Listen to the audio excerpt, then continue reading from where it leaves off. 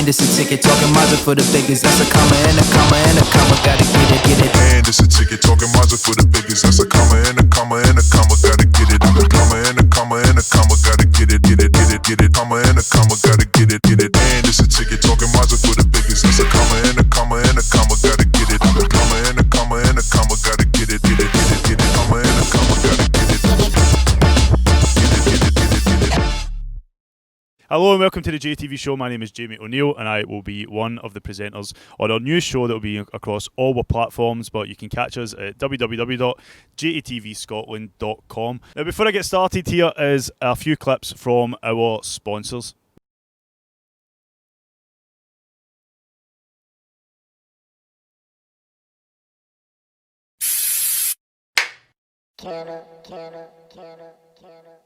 See, I beg you don't panic when me and bro pull up. Bro glide with a stick, but he don't play snooker. Out all night, tryna chase that mullah. That's another week that I just missed Jumma. Stuck for a laugh from a mouth of a sinner.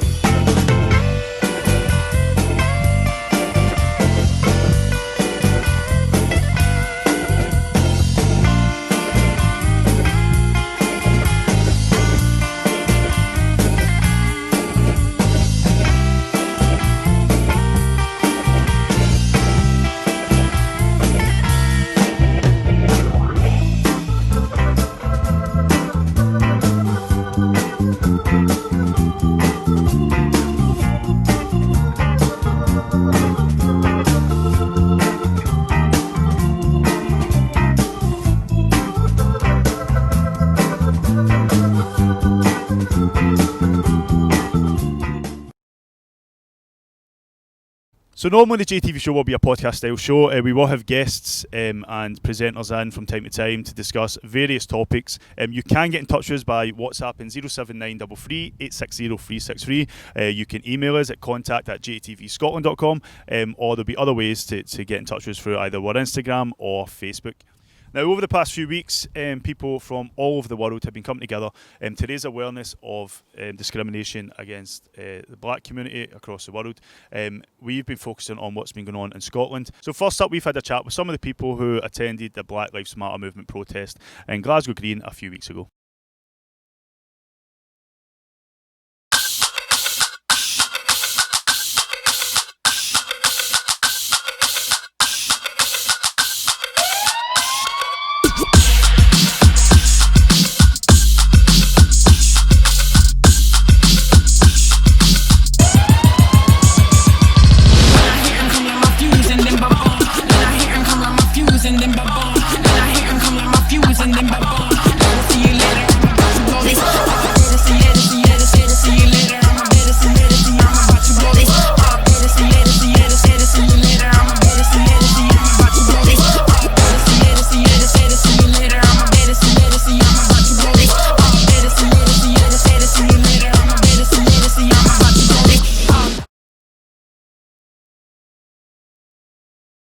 As a black woman, it is difficult to stand here in pain. Change has got to come. Education is the most powerful weapon you can use to change the future. These people right here, these people have fought, these people have suffered. I don't know about the rest of you all, but when that man called for his mother, when he called for his mother, he begged for his life. And as a mother, that tore me up, that activated me. Because I got settled in my life. I know you know what I'm talking about, right? I got settled in my life. And I wasn't really doing anything anymore. I can stay silent no longer. It is going to stop. You know why? Because there's more of us than there is of us.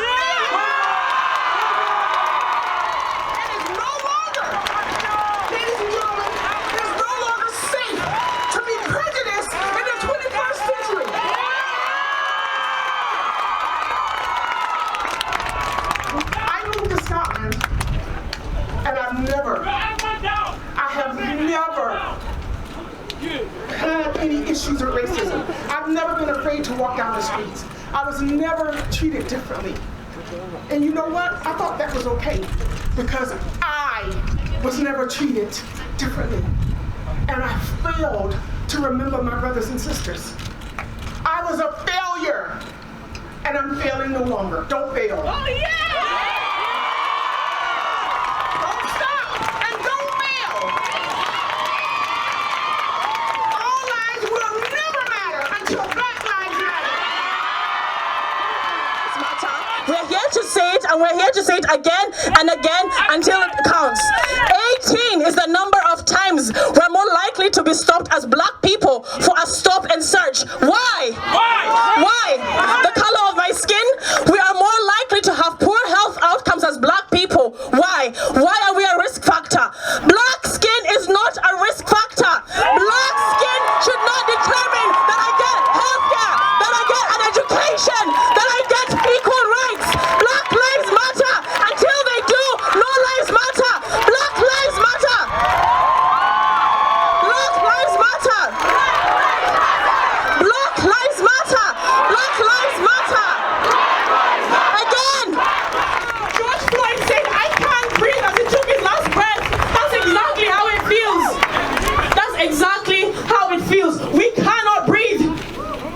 Take your knee off our necks. We don't want special treatment. We want equal treatment. That is all I want to say.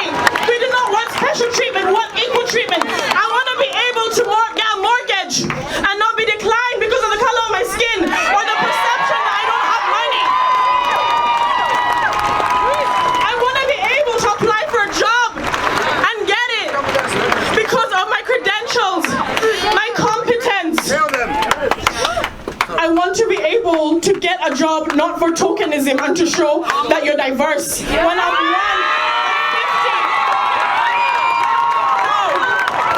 no, I will not be a token. No, I will not smile for your picture as one of 50 employees. Guys, the peaceful protest is literally just finished. A few people still here, just making themselves home. Getting home.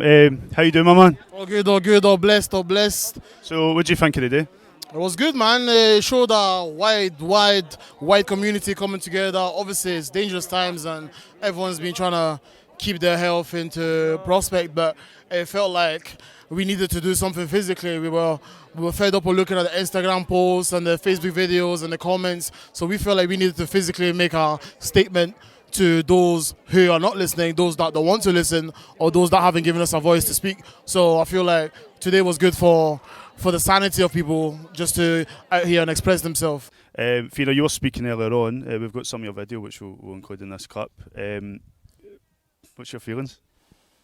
It's mixed emotions. I think it's amazing to see how many people are out here supporting the Black Lives Matter movement, but it's also exhausting and draining at the same time that we have to be here in 2020 to contend for equality and our rights just because of the colour of our skin. So it's definitely a roller coaster. So mixed emotions. We've just been speaking to a few people in the crowd, get their thoughts on the event. How did you think it went? I think it went really well. Very proud to have taken part and participated today. I think that raising the awareness for Black lives is really important. People are protesting all over the world. I've lived in Glasgow for 4 years. I came here with my children and I've experienced systematic racism at its highest level. So to me, it's touched home, also to my family members and just across the world. But it needs things. There's a lot of things in Glasgow as well that definitely need to be addressed. So I think that it's really important that they are addressed and we raise the awareness. It's a peaceful protest, and it has been last week and this week as well. And it will continue to protest peacefully. We don't believe in violence. We don't believe in burning anything. We don't believe in doing anything to make anyone, to put anyone at harm, to make our voices heard. But Jamie, you've seen the number of people here. Like, we're tired. We've come in numbers, and we're going to keep coming in numbers until our voices, Black voices, are heard. What responsibility is it to address some of these issues? It's us as a people. It's us as a people. You know, it's not a black-white thing. It's us as a people. Everybody needs educating. Each one teach one. Do you know what I mean? So I think that's a beautiful thing that everybody, all colours of all nations, have united and stood together for this. We need to raise the children, especially the black youths, up with cultural awareness, because as a mother coming to Glasgow, I felt like raising cultural awareness, I've been stemmed to be aggressive. I've been called a racist myself because of talking about the love of my people. So I think, as I said, we need to educate each other and stand together as a people, as a nation. And I think that is so important. Yesterday I walked up my street and I seen a young boy raise his fist in the air, a young Scottish boy, and that meant so much to me because they're the game changers. Do you get what I mean? So that is so important to me. Right, Claude, how you doing, my man? I'm good, my man. What you say? I'm checking it. There we go, my man. So, what do you think of the day? Come a bit closer. I know we're social distancing, but you got a mask. This thing has been a long time coming, yeah. This injustice, people are sick and tired, you know what I mean? All races, black, white, Asian, people are sick and tired. Something is got to give, the whole system is got to change, you know. The whole system, all the police all over the world, they need retraining. They're just civilians in uniform. They're not there to kill us. They're supposed to serve and protect. Do we need more black police officers? No. What do we need? What's going to fix this? They just need retraining, you know what I mean?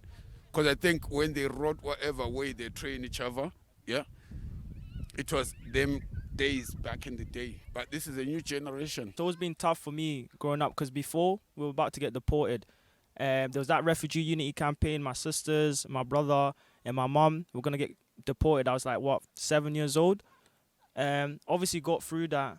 And then just growing up in general, so when I used to play football, it was always a case of if you're black, you get discriminated, like stuff like, do you even speak English, go back to your country and stuff like that. In school, when we were growing up, there was a case of even having like a black and Asian table and like a white table. So that's how it was growing up. The good thing, what I've learned is when I speak to other people about their experiences in Glasgow, is that we were actually lucky to be around other people like black, Asian and things like that. So we had that secure, that community. So we could, whatever we were going through, we could actually go through it together. Compared to other people like black or Asian people that were maybe like 30 years old now, there was only like 2 people in their school. Like, for example, themselves and their sister, and they had to go through that. And that was the time before me, you get me? So it was obviously worse because now there's more black people, there's more ethnic minorities and things like that. So that's how I can describe growing up. Like, obviously it was tough, but lucky enough to go through it with people. In the time where I was here, there was a lot of people that were the same as me. Do you feel part of Scotland? Does events like this make you feel part of Scotland? When I was on the way in the taxi, and I seen all the people wearing with all the cardboards and all the writings on it, I started to cry and I was like, fucking on my makeup. I got very emotional. Does it make you feel hopeful seeing all these people that have come out today and supported Black Lives Matter? Aye, it makes me feel better. But hopefully the politicians are seeing it and they've got to change the protocol, whatever they're doing. Is that where you think the blame lies? In politicians, you think they're not doing enough or caring enough for everybody to make these changes? No, I don't think the politicians care enough, you know. I don't think they care enough, you know. Do you think events like this will help them realise that there is a demand for people to see change in this country? Yes, people demand change, you know. And, you know, there are 2 laws. People right now, everyone here is a criminal because there's social distancing law. But people have to come out because they are sick and tired. George Floyd, yeah, may his soul rest in peace. But that was just a trigger. You know what I mean? That was just a trigger. That thing has been happening over and over and over again. You know what I mean? To black people, poor white people, you know what I mean?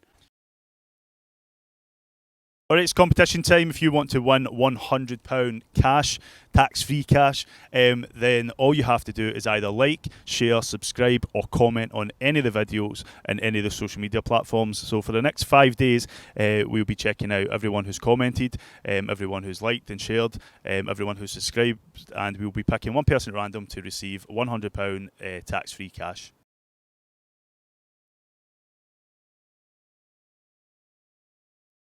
Do you have hope for the future in Scotland? I mean, the history is so damning, isn't it? Like, the history will definitely... It's dark. It's dark, I'm not going to lie. The systemic issues, the institutional issues, the slavery, colonialism, like so many of us have spoken about. But yeah, there's hope as long as we unite. I do believe, like, this is the beginning of something that is going to be a bigger change, I hope. I've never seen a protest like this in Glasgow. So who are you aiming these voices to? What's your ultimate aim? What's the ultimate goal in Scotland, at least? Well, essentially, I've been trying to get conversations with everybody around me, everybody in my community, every kind of group or club that I'm involved in, because it's not just about the systematic racism that we face on a day-to-day basis. It's also about the people that are next to you, whether you're in school, classes, or at work, or even like in the gym, my point was, as long as you know that there's injustice in the world and you can do something about it, don't wait for the person next to you to say something. If you see someone having a hard time or getting picked due to the way he looks, or his demographic, or his gender, or his sexual preference, don't wait for someone else to speak. But specifically on the day like today, we're focusing on the black people and the black plea to get assistance when they're in a position of help. Do you feel that there is discrimination from the police towards yourself or people you know that are black? I don't know. Personally, as a black man, I think police don't like black people, but I might be wrong, But I think they don't like black people, because I get stopped every time when I'm walking down the street. Our countries in Africa have been colonized, yeah? We're not after revenge. All we want is justice, Do you think that's possible in Scotland? Scotland is a lovely place. And that's why I came out, because I knew that no one is going to be ready to start burning Glasgow. We've heard a whole list of names, people, black males and females that have died either in custody or directly as a response to the police turning up to take them into custody. Is that something that's ever worried you in Scotland?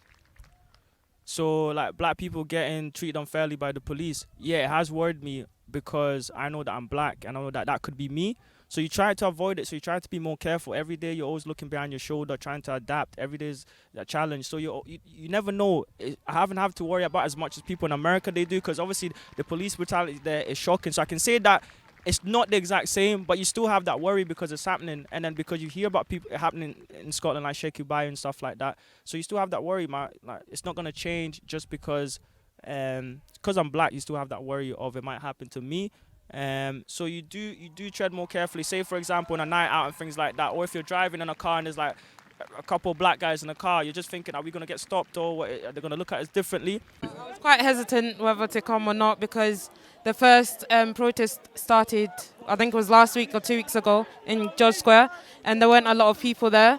But now I was quite hesitant whether to come or not and see if it's going to be a big turnout or not. But I came with my family. The speeches that other people made touched my heart. They opened up my soul pretty much, because I felt every single word. I've experienced that. I've lived in Scotland. I've lived in Glasgow for 20 years. I came here when I was 4 years old. So every black person that I know that is in this country, they've all experienced racism. And I'm really happy with the turnout. And I'm sure that this generation is the generation that will make a change. Not for us, probably won't live to see the change, me and you, but for our children, so the world can be united as one. We're all children of Mother Earth. It's not about skin color, because me as a black man now, if I walk down like going home now, I know the police, they'll be looking at me more than they will look at you. You know what I mean? And that should change, because we're just human. I'm a hairdresser professionally, I'm a musician. But if I just walk, if I put my hoodie on, different story. I'm a gangster. And that should change. That should change, brother. The truth is, I'm actually happy that this amount of people came through, especially in Glasgow, because it is smaller than the other cities, like London, like all the cities in America and stuff like that. So it's good to see that, like people coming together. From what I can say about that, it doesn't mean that that's going to change anything, though, because it needs to keep happening. This can't just be you turn up once. A lot of people turn up. Yeah, it's good to see that, but how many people are here actually going to listen to what was said? How many people here are actually going to keep this energy going on? So it's just about that. It is good that people came out, but I just hope that people actually take it in, because right now it is kind of, people do feel it is pain, and when you think about it, like, your own race, when you look at your skin, that's the same race as me getting killed for just being a different color. And the thing is, it's not like all we're asking for is equality. You know, we just want to be equal. Don't want revenge, like through everything. Just want to be equal, and you know, and everywhere in the world. You know, whether it was black, Asian, you know, any ethnic minority, we just want to be equal. In that sense, yeah. Do you think we need more events like us? Yeah, definitely. At least, because this in a few weeks, everyone's just gonna forget about it, and everyone's gonna go back to the daily life. So yeah, definitely. So what can people do? Maybe some people that aren't here. What can people do to keep this sort of movement and sort of the atmosphere and the protest to keep going? Social media is powerful. Our phones, everyone just keep on posting, sharing, get word out, video, recording, put it on YouTube, speak our voices are here. Just do better, to educate one another. Unfortunately, everybody around me here, everyone behind us, has had a story where they have dealt with the Scottish police, Glasgow police, Edinburgh police, or Stirling police. It hasn't came to a point where someone has lost their life, but we have all faced moments or events in our lives where we have looked for those peoples who were sworn to support us and protect us, but they have turned their back against us in those times of need. So unfortunately, those instances like Sheku Bayoh do happen where people do get killed. And we are here to raise awareness and trying to get, you know, justice for those injustices. But on a day-to-day basis, everybody here will tell you of an instance where they have dealt with the police that has treated them unjustly because of the color of their skin. How do we fix that? It's an education process, unfortunately. It's an education process, and I feel like the police themselves should have a system where they go out and try and reach out to the black community. Like, I've got friends in my friends that have tried to get into the police system, and it was just not catered to them. Is that what we need? We need more black police officers. We need more black police officers, but how does that happen? They need to make a substantial. They need to make a statement themselves that they want of representation from the black community in the system. So it's not going to happen themselves. Like, how many of these officers go to black neighborhoods or speak to people like myself to be like, oh, hey, who's leaving school, who fancies a career on these things, and what's the importance of having you into our job? Why do you have to come in to help out the rest? And I feel like that should be taken on by Police Scotland themselves. They should have different kind of agendas where they make effort, put money into it, and they try and speak out to everybody here. They should have a solid representation, maybe not even on that podium, of course, it's not their time to speak, but they should be approaching those guys on a day-to-day basis and being like, here, what can we do? And unfortunately, that hasn't been done. Like David, one of our presenters on JATV, we had an idea that many people were going to turn up today. You glad you did? Yeah, I'm glad I came, and it's lovely to see like Glasgow stand up. Honestly, I didn't expect this kind of vibe for people coming to support a Black Lives Matter movement. I didn't, because obviously I'm on Facebook, and sometimes I see what you post and all that, and I seen all the comments, and I was just like some people are just ignorant. They're not understanding that this is bigger than us. Like, yeah, there is a pandemic going on, but racism is a pandemic that's been going on for 400 years. And like we've said, George Floyd was the tip of the iceberg, and people have had enough, and they want to make a stand, and this is what they're doing, a peaceful protest right now. There's no riots like everyone else was saying, oh, there's going to be riots and all that. Nothing like that. We're letting people speak and share their stories about, you know, their time in school or whatever, or where they felt like their color was a problem in the system. And that's all we came here to do. Nothing about riots and all that. And it's lovely to see that Glasgow stand up and they've actually came to support. Are you proud of Glasgow? Yeah, I'm actually proud of Glasgow, because I didn't expect this. I'm not going to lie to you. I did not expect this. I expected maybe a couple of people, but when we first came, because we were obviously late, when we came and I seen everyone, and I just seen everyone screaming, I was walking in and I could hear people, and I was just like, wow. And I felt overwhelmed. I was like, I'm feeling some type of vibe. I'm like, yo, I've never felt like this. And it was just because I see so many people here actually here to stand with us and understand the pain that brothers and sisters have been going through for 400 years, and enough is enough. You can see more of David, myself, and a few other presenters talking about a podcast on the JATV Show. If you want to know more about the Sheku Bayoh campaign, you can go to jatvscotland.com/Sheku Bayoh. It's up on your screen now. There's also the crowdfunder, so you can support financially the campaign if you choose to do so, and there'll be links there in the latest news.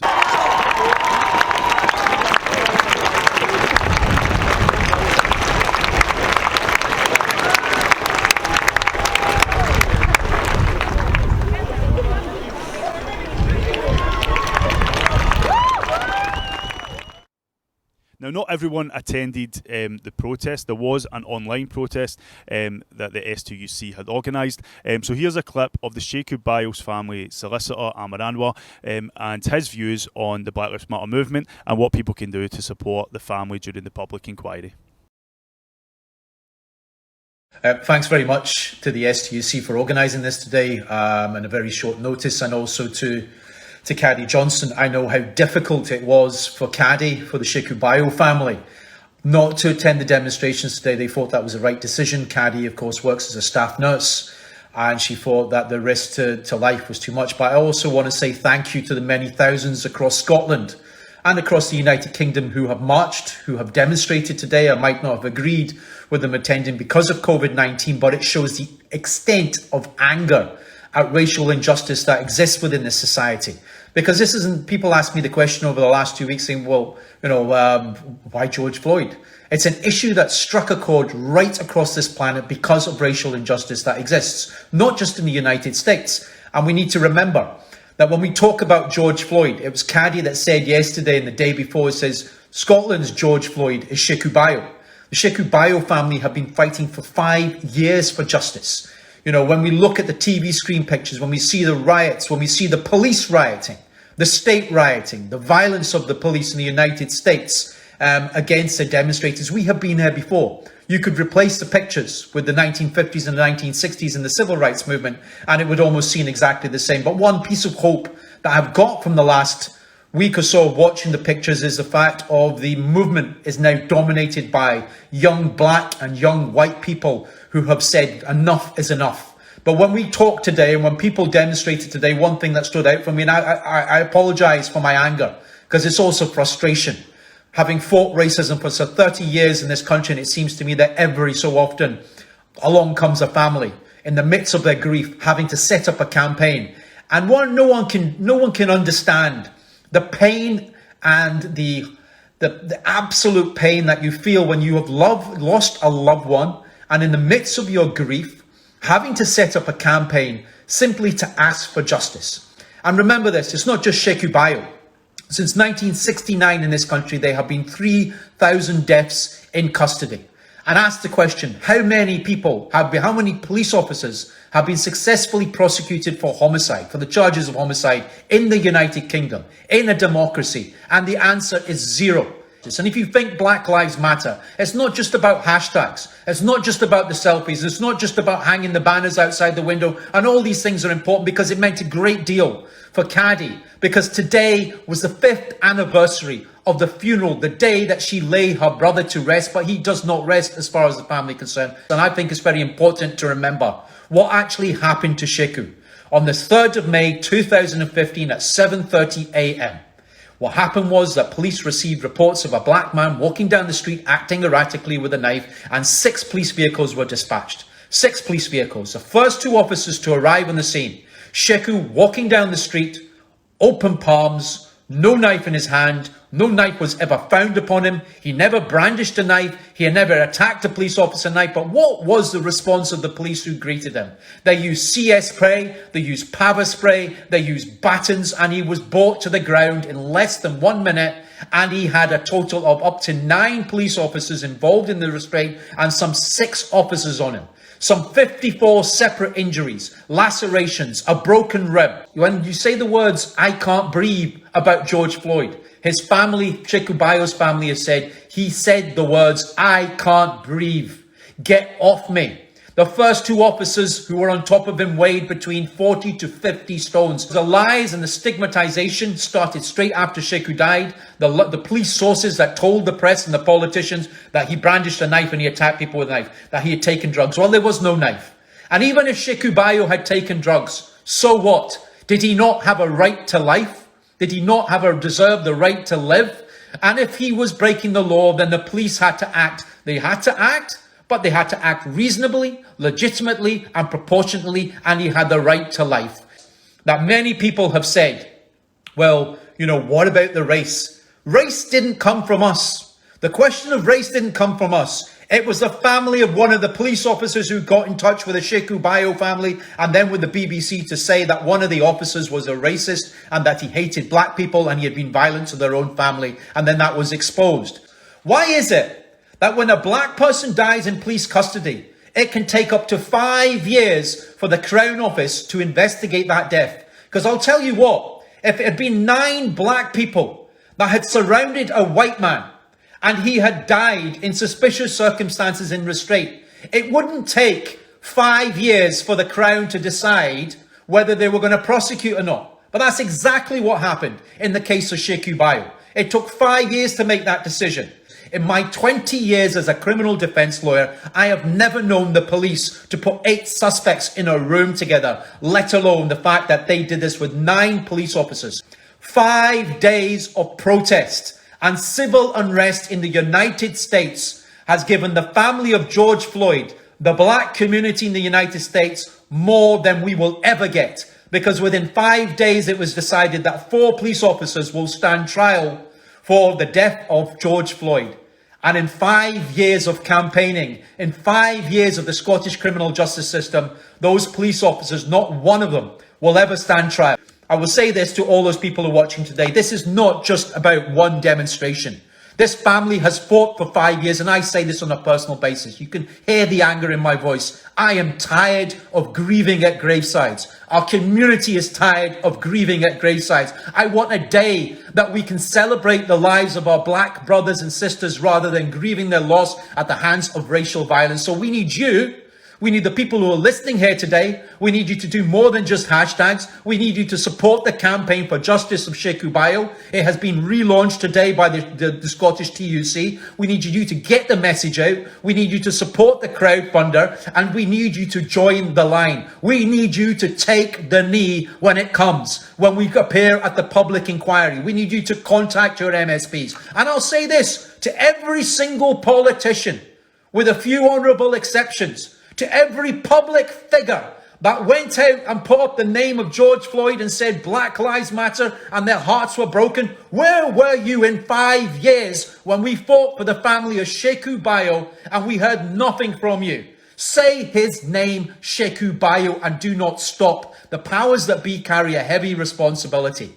Then no officer should ever be above the law. We know, and the family know, they will never really get justice, but they want the truth. They want a legacy. They want a legacy of Sheku Bayoh. They want his 2 sons to grow up being proud of a father that they never knew. He had lots of similarities to George Floyd. He was a loving father. He was a loving partner. He was a loving son. And he was a loving brother. But as I said, the similarities end there because in George Floyd's case, 4 officers will face trial. In Sheku Bayoh, they will never ever face trial. The public inquiry will start. What is essential that people keep their eyes on it, that they come to the public inquiry, that they stand outside the public inquiry, they write to their politicians, and they remember this. This inquiry will also investigate the question of race, and it is still to be picked. The panel members and the assessors that will sit aside the senior High Court Judge Lord Brackadale. What made the difference to the Stephen Norris inquiry was this, that it wasn't simply a white upper middle class judge that was sitting there, but the people who had the background, their diversity in the background to be able to guide a judge to see when they see racism. And I'll say this to the Police Federation who spoke out today, because they have also attacked the Sheku Bayoh family repeatedly. When you have an organisation whose committee is made up of 137 white police officers, you have a problem. When you have a parliament that only has 2 black or Asian representatives, you have a problem. This society has had a problem. When I had my teeth smashed out in 1991 by Strathclyde police officers and I took my case to court and it took 4 years, and in the 4 years I was arrested some 20 times and several times I appeared in court, eventually to win my case and to be told, you made legal history. You're the first black or Asian person to win a case for a racist attack by the police. Why am I, since 1991 and 95 when I won my case, still the only person? We need for that to change, and it isn't just carrying placards and banners, and we need our politicians to know that this movement is not going away. This movement is launched today. We will get justice. We will not give up until we get justice and truth for Sheku Bayoh and for all those people. For Ahmed Sheikh, murdered in the 1980s, a Somalian refugee killed by casuals and racists and individuals who walked away for that murder. Remember Surjit Singh Chokha. Remember Imran Khan, who died and murdered because of racism. And also remember the case of Chris Donald. There has been case after case in this country. And just because we don't have the mobile phone footage doesn't mean it didn't happen. I beg you, I plead with you to say, do not walk away from this movement now, because you will never be forgiven. This is an opening of an opportunity for the people of Scotland to say, we don't just care about black lives in the United States, but we also think black lives matter in Scotland. Support the crowdfunder. The dead cannot cry out for justice, but it's the duty of the living to do so for them. Thank you so much. And you can see that whole clip on jatvscotland.com/Sheku Bayoh. There's also details there on how you can support the campaign and the latest news. All right, that's it for episode 1, part 1. Make sure you check out part 2 coming up on jatvscotland.com in the next few days. We will have the Untouchable Kash Farooq. We had his interview in here. And also I went out to Renfrewshire to meet Renfrewshire Boxing's Brandon Butler. We will also conclude our discussion on the Black Lives Matter movement with our fellow JATV show presenters. Thanks so much for watching. Thanks so much for your support. Make sure if you enter the competition, you can win £100 just by liking, sharing or subscribing. That's it from me, and I'll see you in part 2.